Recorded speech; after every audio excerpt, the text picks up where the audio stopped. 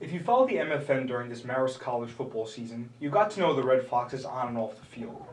The story we never told you, though, is about just how over 100 players from 14 states got to Poughkeepsie. For an inside look at the recruiting process, we enlisted the help of defensive coordinator Tunde Igboke and sophomores Chucky Looney and Mike Kajafis. There's one article we always point to by the Princeton Review where they rated us one of the top schools in the country. So we always point that out to them. They're like, oh, the student athletes are always like, oh my God, the Princeton Review rated you guys? So they get pretty excited about that when they see our name next to Harvard, Notre Dame, schools like that. So I always lead in with that. That kind of catches their attention when you tell them we're ranked up there with Harvard. They know what Harvard is. So even if they've never heard of Marist, even if we're recruiting a kid from California, never heard of Marist, he knows about Harvard. To simplify the process, Igboke created a checklist of paperwork that all prospective players must submit to even be considered by Marist. I've compiled basically a sheet. And on this sheet, it has everything the prospective student athlete needs to know for me to be able to invite them on an official visit. If these student athletes aren't getting you this paperwork on time, that's probably a good indicator that this might not be the place for them. Well, this is when it goes back to how good is that student athlete. If he is exceptional, then I'm pursuing him to make sure he gets me this stuff. It was wishful thinking on our part when we asked Igboke if the NCAA provided an abbreviated rules guide for football recruiting.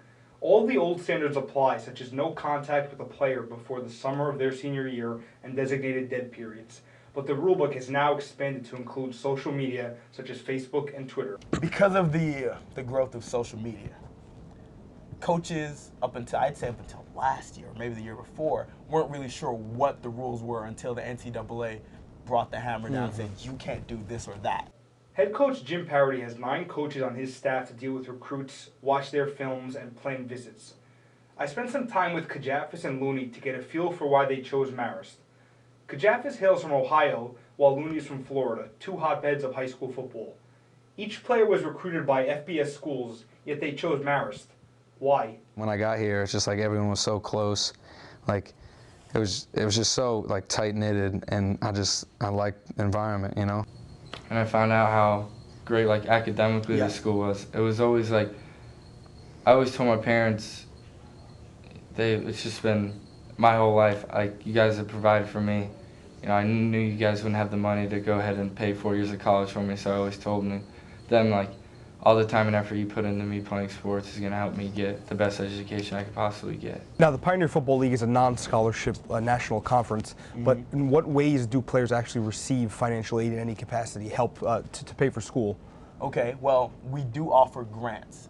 And grant money to us is essentially scholarship money. In a sense, you don't have to pay it back. Just how good are the players that Marist has been able to attract? They're all 5'10", but they just fly around the field, they make plays, and we all sit here and say, like, wow, if he was 3 inches taller, we would never see this kid. You attend a small private college in the Northeast that receives very little media exposure for its athletics department, and in particular the football program.